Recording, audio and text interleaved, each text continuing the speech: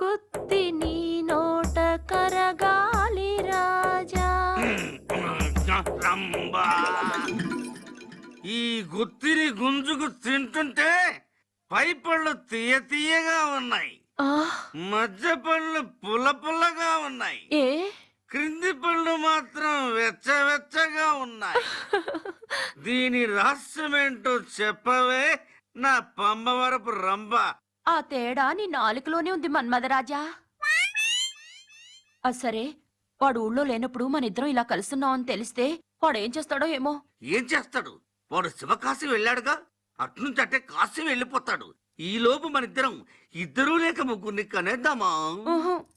మా అమ్మ చనిపోయినప్పుడు మేం బాకీ ఉన్నామని దాని సేవంతోనే వేలిముద్ర వేయించుకున్నాడు కదా, మా నాశ కుదరదు. నిన్ను నేను బంధముక్తురాలు చేస్తాను రంభా. వాడొక నికృష్టుడు.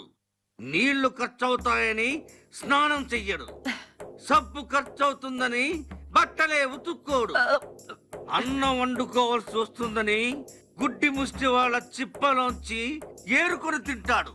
ఏదో ఒక రోజున వాణ్ణి చంపి సమాధి చేసి ఆ సమాధి మీద తాజ్ మహల్ కడతావా? సైకిల్ షాప్ పెడతాను, సైకిళ్ళు అద్దెకిస్తాను. లవర్స్ కి సైకిళ్ళు ఊరికే ఇచ్చి వాళ్ళ చేత సమాధి మీద ఉమ్మేస్తాను. మరి షాప్ పెట్టాలంటే డబ్బులు? వాడు ఇనప్పెట్ట దోచేస్తాను, తాళాలు డూప్లికేట్ చేస్తాను. ఇదిగో ఒరిజినల్. ఈ గొంతు ఎక్కడో విన్నట్టుంది. చూసి నా ఇంట్లో దూరి దాని పళ్ళు తింటావురా? ఎక్కడ నన్నే తంతావురా? నా ఫుడ్ తిని నా ముడ్డి మీద తంతావురా? వానా వానా వెల్లువాయి